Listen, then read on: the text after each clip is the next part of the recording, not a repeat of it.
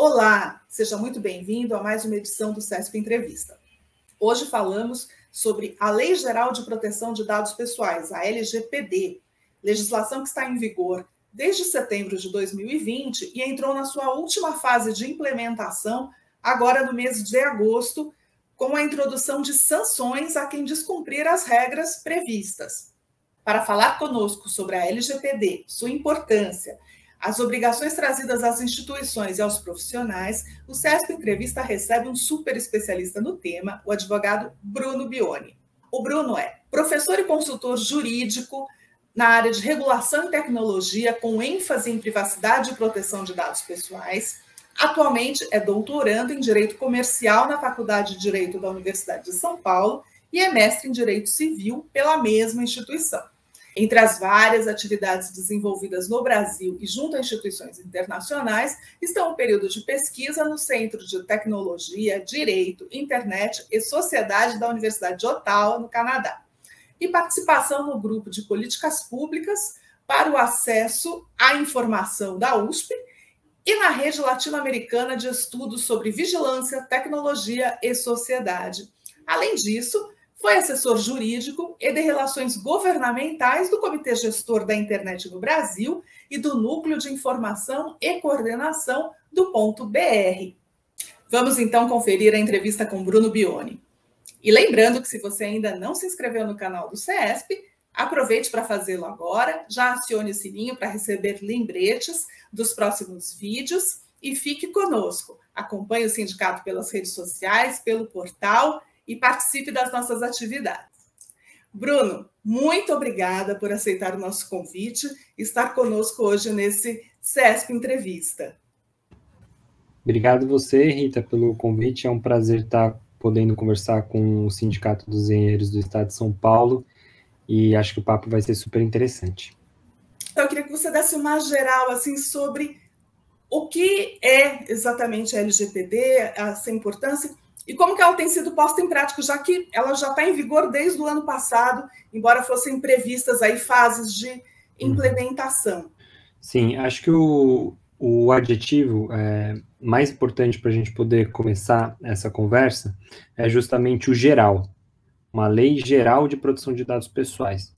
Então, significa que ela estabelece as regras do jogo para todo e qualquer tipo de tratamento de dados pessoais, o uso das nossas informações nos mais diferentes setores, nas mais diferentes relações que nós temos. Então, quando a gente está se relacionando com o Estado, se a gente é, por exemplo, beneficiário de uma política pública, de um programa de transferência de renda como Bolsa Família, ou mesmo de um financiamento estudantil como o FIES, há ali necessariamente uma troca de dados de quem é o beneficiário para a correspondente transferência, né, dessa renda, por exemplo.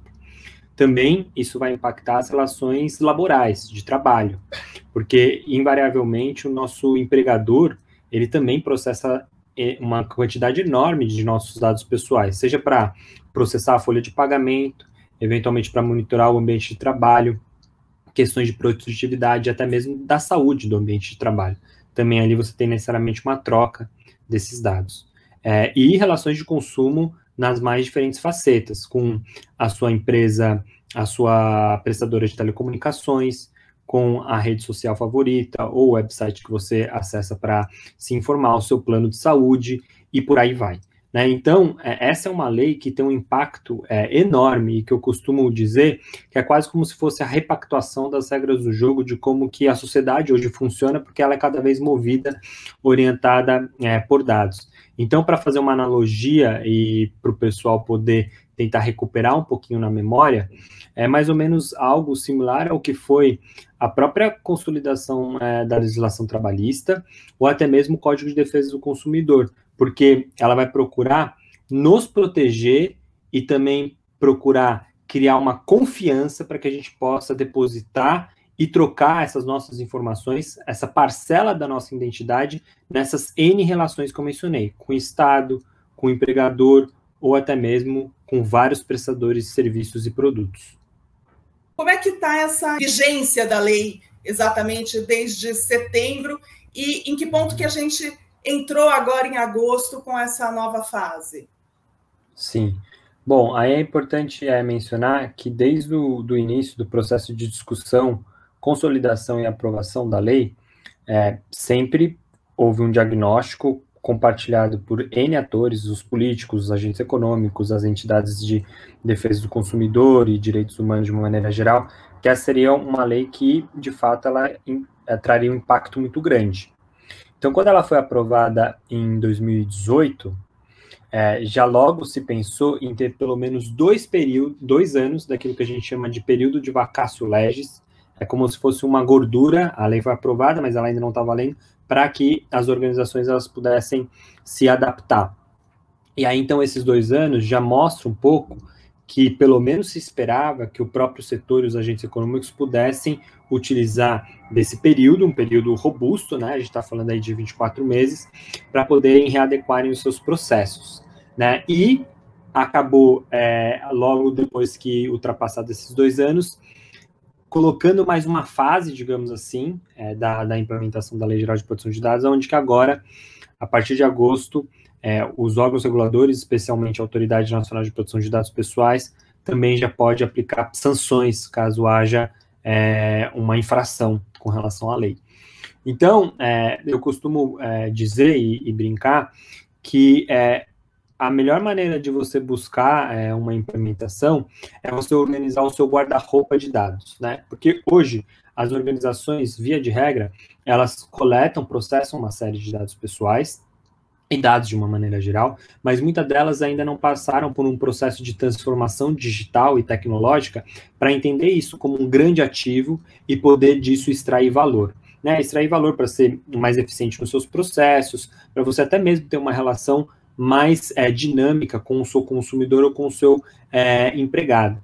Então, durante essas várias etapas de implementação, talvez aquela que seja a mais importante é aquilo que a gente chama do mapeamento de dados, que é você justamente organizar esse guarda-roupa de dados para você poder catalogar os dados que você tem dentro de casa, quase como se fosse fazer um livro contábil desses dados e entender quais são as finalidades, qual é o conjunto de dados, quem tem acesso, quais são as bases legais, inclusive para você poder tratar esses dados, é o consentimento do titular, é um legítimo interesse, você está tratando aquele dado para o cumprimento de uma obrigação legal, tudo isso faz parte de um relatório de diagnóstico que é gerado ao final disso tudo, e aí ele acaba por se transformar em um documento vivo, porque a gente tem que colocar isso dentro da perspectiva de um programa de governança de dados, porque as organizações, elas não irão parar de tratar dados, pelo contrário, a tendência é isso só aumentar e cada vez extrair mais valor, mais utilidade dessa massa, né, de informações.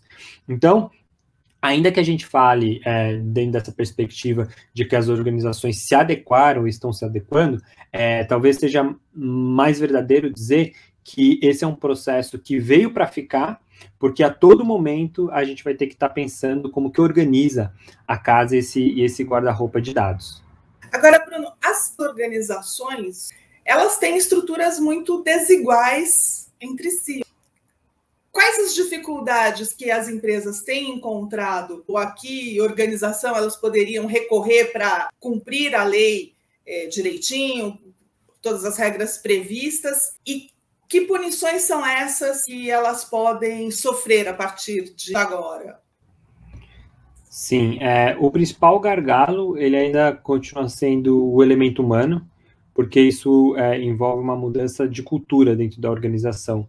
Então, o elemento de capacitação, de educação dos colaboradores, de entenderem quais são as rotinas, como que você cria essa documentação e esses processos e deixa aquilo atualizado, mais num ajuste fino e em sintonia com o que se prevê, é o principal gargalo, né? Então, acontece que muitas organizações tiveram um bom fôlego ali no início, mas às vezes acontece de colaboradores saírem, de mudar a equipe, e isso acaba se perdendo. Então, essa perspectiva sempre de reciclagem do colaborador, daquele que efetivamente coloca, implementa a cultura organizacional, tem se apresentado como um dos principais gargalos. Do outro ponto de vista, o que também tem que se pensar é como que haja uma criação desses processos, porque muitas organizações não têm isso desenhado dentro delas, e aí envolve, por exemplo, a contratação de profissionais como de gerenciamento de projetos, né, que não é um profissional jurídico, não é um profissional necessariamente relacionado à segurança de informação, mas que ele possa fazer essa sincronização entre as áreas que precisam mapear os seus processos e entenderem quais dados elas estão processando. Obviamente, também tem um pilar muito forte relacionado à tecnologia, né, e, consequentemente, também segurança da informação. Então, muitos desses profissionais hoje estão sendo cada vez mais assediados no bom sentido, porque tem uma demanda muito grande, e também, por último, a perspectiva, obviamente, jurídica, né, mais regulatória ou mesmo de compliance, para entender qual que é a interpretação que se dá, como que os órgãos reguladores estão atuando, e atualizar sempre, revisitar as decisões que foram tomadas com relação à adequação, né? Então, para trazer apenas um exemplo, hoje se discute muito quais são as bases legais ou as hipóteses que autorizariam organizações a tratar dados pessoais. Pode ser consentimento, pode ser legítimo interesse, pode ser cumprimento de execução, cumprimento de uma obrigação legal, execução de contrato, mas ainda há muita dúvida sobre qual situação cada uma dessas 10 hipóteses é mais adequado, tem um maior encaixe. Então, é uma coisa dinâmica, mais uma vez, e que a gente vai precisar ter esse ajuste fino e trabalhar cada vez mais, de novo, dentro da perspectiva de formatação de uma nova cultura organizacional.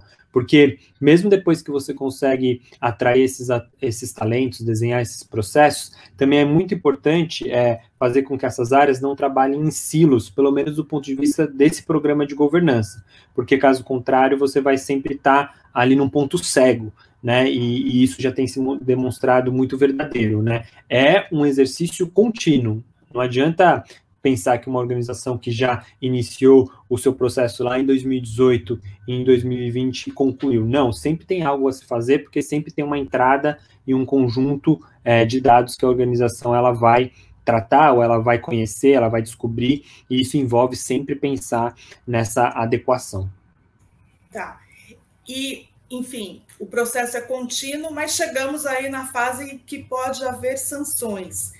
Como é que funciona esse processo? Isso se dá em cima de uma denúncia de um cliente, de uma pessoa que teve ali, achou que seus dados pessoais foram tratados de forma inadequada, e para quem é feita essa denúncia e como funciona esse processo? É importante lembrar que já há, digamos assim, um enforcement, uma fiscalização com relação à proteção dos nossos dados, inclusive antes da Lei Geral de Proteção de Dados Pessoais, né? Então, já existiam outras leis que fixavam esses nossos direitos, como o Marco Civil da Internet, como o Código de Defesa do Consumidor, como a Lei do Cadastro Positivo, que atinge muito o setor financeiro. Então, dentro desse cenário, eu gostaria de destacar o papel que a Secretaria Nacional de Defesa do Consumidor vem tendo, PROCONs e o Sistema Nacional como um todo, porque há muito tempo eles já vêm atuando e fiscalizando isso. Inclusive, de 2018 para cá, justamente nesse interregno onde que a gente não teve a possibilidade de aplicação de multas previstas na LGPD, já tem havido muitos casos em esfera administrativa, na Secretaria Nacional de Defesa do Consumidor e no PROCON, onde que essas regras do jogo já têm sido cobradas, inclusive multas expressivas, ali na casa de milhões, né? Crédito consignado, por exemplo, já foi objeto desse perspectiva de fiscalização, algumas redes sociais, provedores de aplicações e assim por diante, né? Então, vários agentes reguladores podem, no final do dia, acabar fiscalizando, fazendo esse processo, que não a própria Autoridade Nacional de Proteção de Dados Pessoais. Isso é importante mencionar, porque às vezes se pensa que só agora, com a instalação da Autoridade Nacional de Proteção de Dados Pessoais, a lei vai pegar. Mas é uma lei que já pegou antes da sua própria vigência, por conta que já não existe um vácuo regulatório, né? Então, para os setores como um todo, tem que ter um olho não apenas na Autoridade Nacional de Proteção de Dados Pessoais, mas se o setor é regulado, também em outras agências, como por exemplo, a Agência Nacional de Telecomunicações, se você está operando dentro desse setor, na Agência Nacional de Saúde, se você também está igualmente operando nesse setor, e por aí vai. Agora, com a plena vigência da Lei Geral de Proteção de Dados Pessoais agora em agosto, ela totalmente operante, melhor utilizar esse termo, porque agora é possível a aplicação de sanções nela previstas, sanções que são duras, né? Vai desde uma advertência, uma coisa simples, uma coisa mais leve, até mesmo passando por multas que podem chegar a 50 milhões por infração. Isso é importante também destacar, porque às vezes pensar, dependendo do tamanho da organização, mas é só 50 milhões, né? Não é só 50 milhões, porque é por infração. Então, se numa determinada investigação se entende que tem 10 infrações, multiplica isso por 10. Né? E também sanções muito duras que podem chegar até do ponto de vista de bloqueio, ou seja, parar a operação, parar a atividade de tratamento de dados pessoais, que para algumas organizações significa praticamente fechar as portas. Né? Ao mesmo tempo, a gente também tem visto um discurso muito afinado entre os diretores da Autoridade Nacional de Proteção de Dados Pessoais, entendendo que você pode ter ondas de fiscalização, de enforcement da lei. E eles têm dito que nessa primeira etapa, nesse primeiro ano, pelo menos, ou num biênio, eles irão atuar de maneira muito seletiva e muito do ponto de vista de capacitação, de educação. Então, tem um cenário que a gente pode projetar que não vai haver necessariamente uma cascata, um efeito dominó de multas, porém, é importante destacar, e isso a gente vem, inclusive, falando muito na Associação de Pesquisa do Data Privacy Brasil, que não impede que já haja aplicação de multas, penalidades, para elas serem exemplares, né? E quem vai cobrar isso? Não apenas o consumidor, que vai poder exercer seus direitos, indo para a autoridade, fazendo ali uma queixa, uma denúncia na Autoridade Nacional de Proteção de Dados Pessoais, ou em algum PROCON, algum ente de defesa do consumidor, mas também os próprios agentes econômicos, porque se a gente for refletir, muitas vezes aquela organização investiu tanto para estar em adequação, que é uma prática anticompetitiva se o par dela, que está dentro do mesmo setor, acaba não investindo e acaba tomando uma vantagem em termos de concorrência, porque ele está descumprindo as regras do jogo. Então, também tem que ficar muito atento a esse cenário, que é uma constelação de atores interessados no tema, e que isso pode ser tanto do ponto de vista do exercício de direitos do titular dos dados, em diferentes fóruns, como autoridade, Sistema Nacional de Defesa do Consumidor, mas também a própria perspectiva de como que os agentes econômicos também vão fiscalizar os seus pares. Se a gente conseguir destravar essas duas bifurcações, parece que a gente vai ter um cenário mais positivo no futuro. E aqui, de novo, é importante destacar, não vai ser de um dia para a noite que a gente vai criar uma cultura de proteção de dados pessoais no Brasil. Primeiro vem a lei, depois vem entidades com expertise para tratar esse tema, os órgãos reguladores se capacitam, o judiciário começa a entender melhor a matéria. Então, é um longo processo, e as organizações que conseguirem entender isso, dentro dessa perspectiva de, inclusive, ser uma vantagem competitiva, hoje irão plantar, ou já plantaram lá atrás, e colherão os frutos ali no futuro, porque ela vai se diferenciar dentro dos seus pares, dentro do seu setor, também dentro dessa perspectiva de que, olha, você pode confiar os seus dados em mim, porque eu tenho aqui bons processos, enquanto o meu concorrente não tem.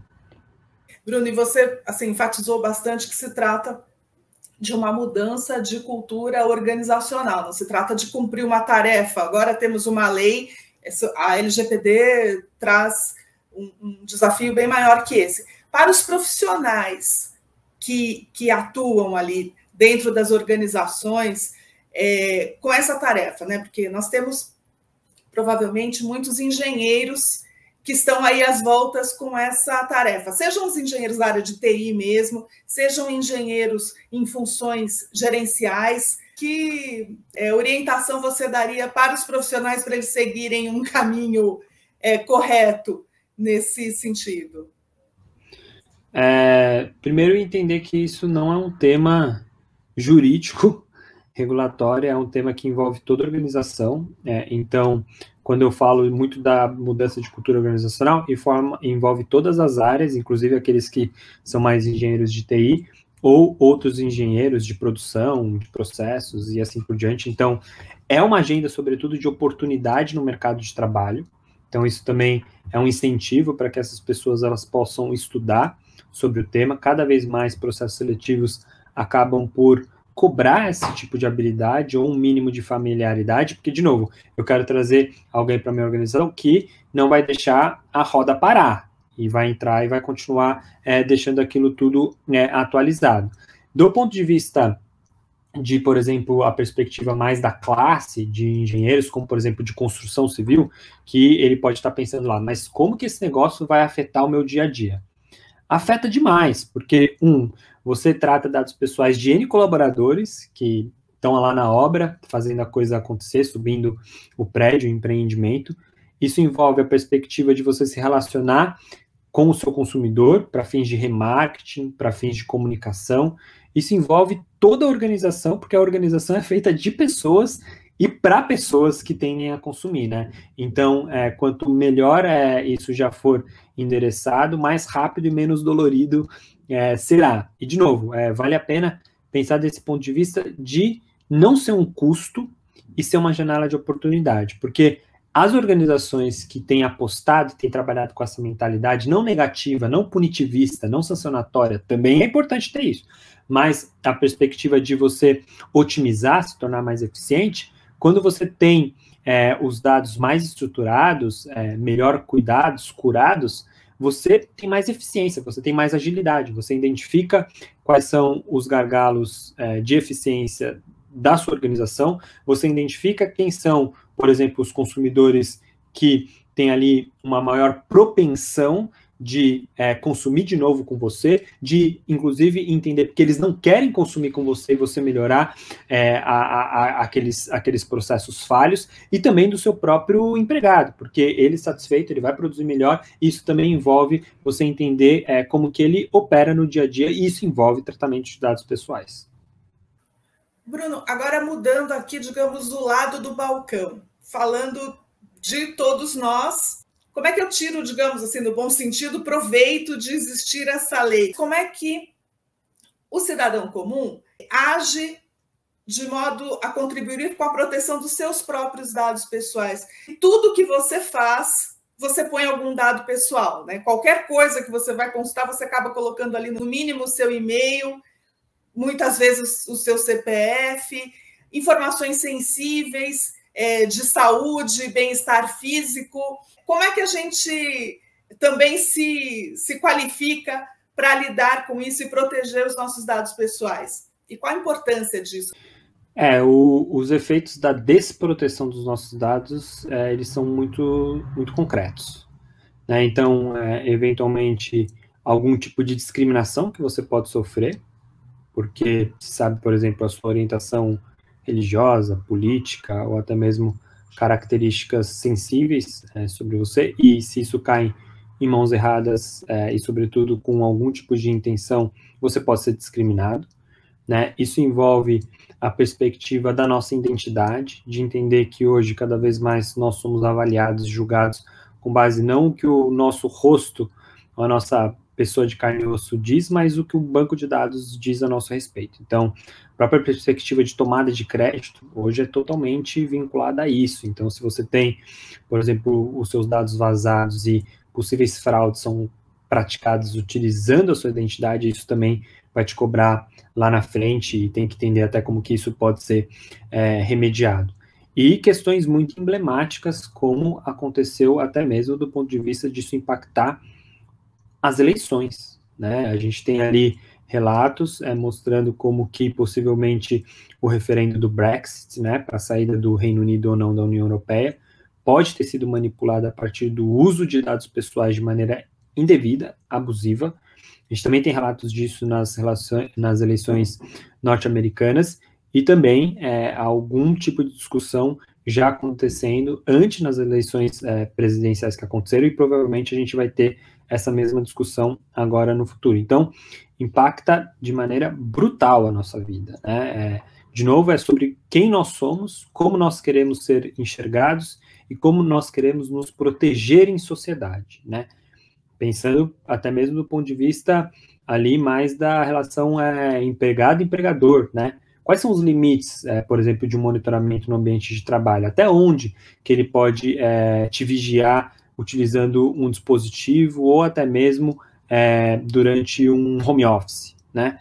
Tudo isso envolve essa perspectiva da gente entender quem nós somos, né? Então, a maneira pela qual a gente vai virar essa chave e ter uma formação de uma cultura de proteção de dados pessoais depende principalmente, eu diria, do cidadão, do titular, né? De ele exercer seus direitos quando verificar que tem violações sistemáticas, inclusive, dele, né, dos seus direitos, e isso procurando os órgãos reguladores, procurando também fazer escolhas dentro do mercado de consumo que levem isso em consideração, né? Então eu estou indo para o concorrente porque lá meus dados estão mais bem protegidos, lá eu não vou ter um prejuízo futuro que eu tive aqui com você. E também a perspectiva de que é uma política pública, né? Então vai precisar ter um envolvimento do Estado para educar, vai precisar ter campanha para dizer que isso é importante, tal como foi o Código de Defesa do Consumidor lá atrás, tal como foi a consideração das leis trabalhistas, e o cidadão ele vai precisar compreender isso e tomar ações muito no seu dia a dia, né? Então, apenas para dar um exemplo um pouco mais concreto, né, que eu sempre costumo dar. A gente não faz um detox, muitas vezes, para poder limpar o nosso organismo e assim por diante, ter uma alimentação mais saudável, que deveria ser via de regra, né, não só em alguns momentos específicos. Por que não fazer um detox dos nossos aparelhos celulares? A gente tem, às vezes, aplicativos que a gente instalou há 5 anos, há 2 anos atrás, nunca mais usou aquele negócio, e ele está lá instalado. Isso significa que ele pode estar consumindo seus dados sem você consumir o aplicativo. Então, você pode fazer um detox, por exemplo, dessa perspectiva de quem consome os seus dados. Você pode também ter algum tipo de atualização dos seus dispositivos para questões de segurança. É super importante isso para esse seu veículo da vida digital, ele não está vulnerável, ele não poder ser explorado. Então, são várias coisas do dia a dia que dependem também muito do cidadão. E, mais uma vez, isso é papel também do Estado. É importante a gente repetir isso. Precisa de política pública. O cidadão sozinho, ele nem sabe quais são os seus direitos, nem sabe, eventualmente, o que mudou, e isso precisa ser comunicado. E também o próprio mercado tem um papel nisso, né? Porque quanto mais ele absorver isso e mais ele também comunicar a importância disso, isso também reflete na perspectiva de como que o cidadão, o consumidor, ele vai fazer escolhas lá na ponta, lá na frente. E, por fim, dentro da perspectiva do Estado, é importantíssimo a gente não perder de vista como que esses órgãos reguladores, eles devem cada vez mais se capacitar, né? Não apenas a própria autoridade, que tem essa missão institucional por si só, né? É o principal ponto dela, e hoje muito se discute quando que ela pode ser convertida numa autarquia. Por que que isso é extremamente importante? Porque significa que ela vai ter, digamos assim, o seu próprio CNPJ, ao invés de ela ser um órgão do governo federal, da administração pública direta, ela passa a ser um órgão da administração pública indireta. Então, ela tem mais autonomia financeira, técnica e funcional. Isso precisa avançar no Brasil, e já é o momento da gente fazer essa discussão. E também os outros órgãos reguladores, porque cada vez mais eles terão que lidar com isso, né? Questões relacionadas a práticas anticompetitivas, qual é o papel do CAD, né, do Conselho de Administrativa em Defesa e Concorrência?